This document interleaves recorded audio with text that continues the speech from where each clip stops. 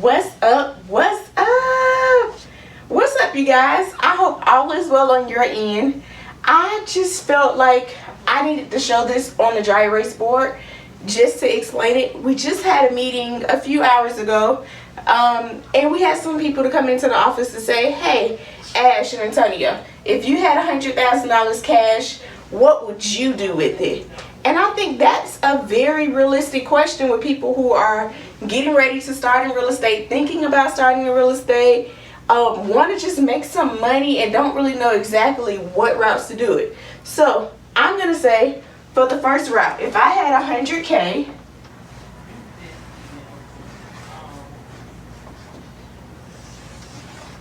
what would I do with it? Most people say they would use that 100K to fund a flip. They're going to do a fix and flip with that 100K, do purchase and rehab.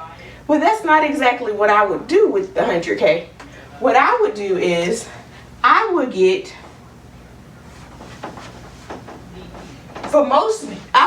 actually do 4 flips. So most newbie investors, if they're using a hard money company, they're going to put down between down payment, interest, fees, and points.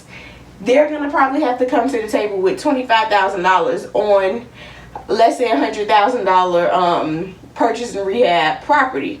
So what I would do is I would break that $100 into 4 different properties. So 25K here,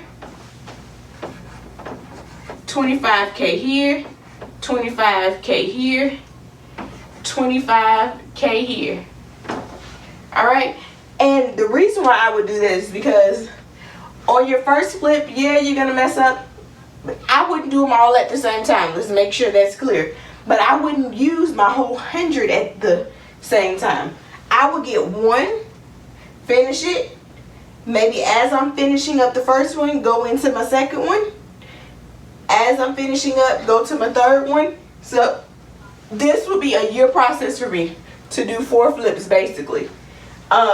And realistically, it may only be 2. I told you guys my first flip took a year and a day, but it took a year and a day because I used my own money when it came to the renovations. So at that point, I had no credit. I had no money to pinch off of because I used a private money lender to purchase the home, but the rehab came from Antonio and our credit cards. So we were basically done for until the house sold. So I wouldn't use any of my money as far as credit cards to renovate it. Those days are over. I would take that 100K and split it up to 25, 25, 25.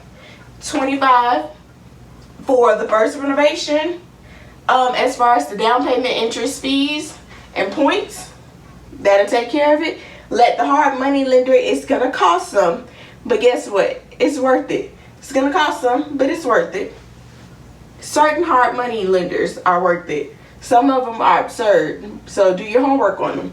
But I would use that to fund that flip so that I can potentially, and most people say it's going to be about 30K. Usually by the time you flipped it, there's going to be some things you did wrong. There's going to be some things that come up on the home inspection. The buyer's going to want seller concessions. So there's going to be money that's not accounted for. You're going to pay for agent fees, more than likely, unless you're a real estate agent.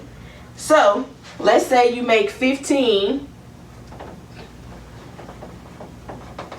Let's say you make 15 profit.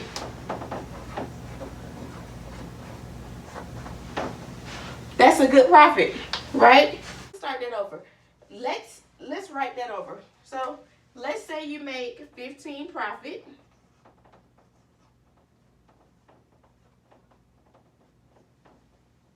So you got 15 profit plus your initial 25 back. That's pretty good, right? And I would just recycle it. Don't touch that profit. Use that other 25 and just build your wealth on top of it. And let's say on the next one you may only make 10 profit. You know, it's still not bad. And then you get another 15 and maybe you get a 20 profit. All right?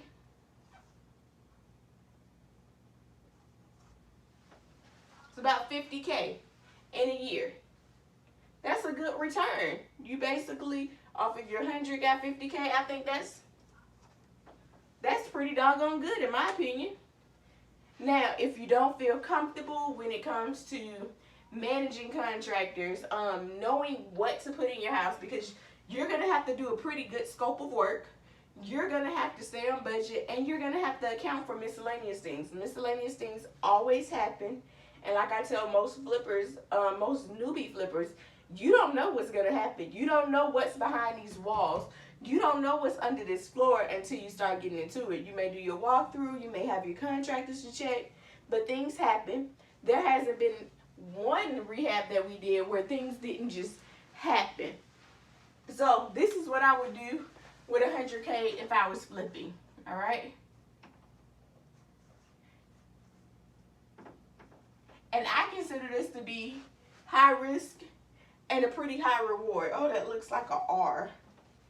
Looks like Antonio's writing. Let's try to make that better. 50K. Let's make sure that will equal 54. That actually equals 60K, wouldn't it? Yeah, that'll equal 60K. There we go. Hopefully it's clear for you guys. So what else would I do if I was interested in doing real estate but didn't really know how to do it and had 100K? I could possibly use that 100K, and I can break it down again 4 ways. But what I would do differently is, if I'm not an expert in it, I haven't studied it, I don't have the time to devote to showing up every day to a rehab, making sure everybody's on their job, making sure things are done. If I don't have that and I still want to invest, I would be a private money investor.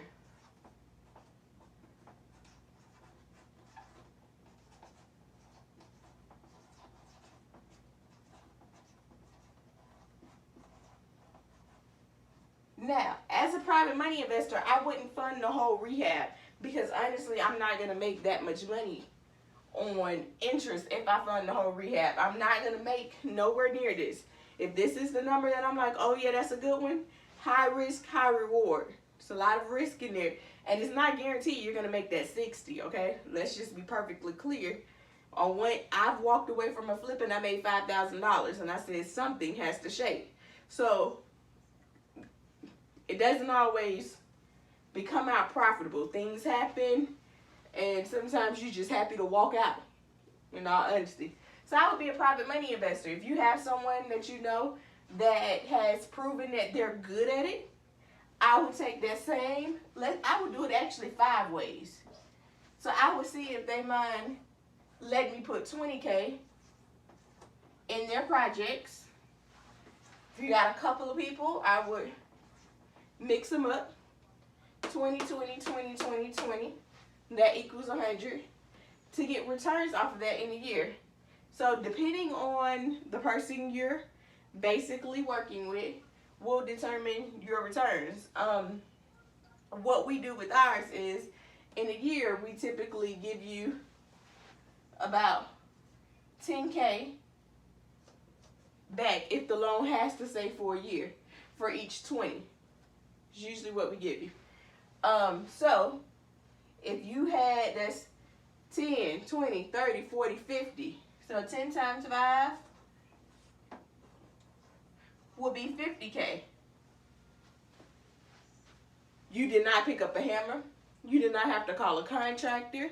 You did not have to fire a contractor and rehire a contractor. That happens.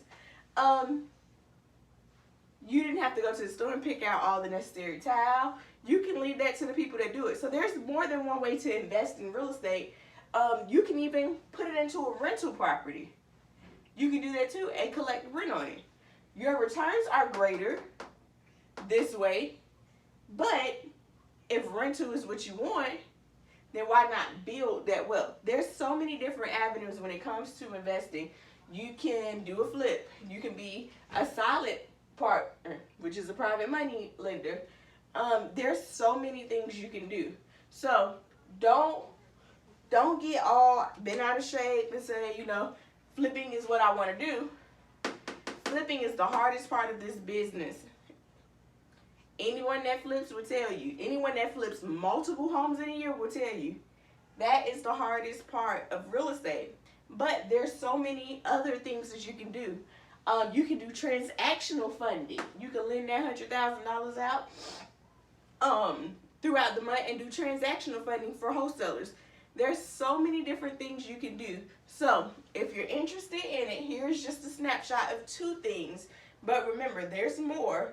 And if you have any additional questions and you want to talk about it in a little more detail, hit us up. We'll be happy to talk to you about it and let you know what our thoughts are and experiences. And pick your own route. Make sure you pick your own route. Never pick what someone tells you to pick. Pick the best route for you, all right? As always, you guys, I love you. Peace.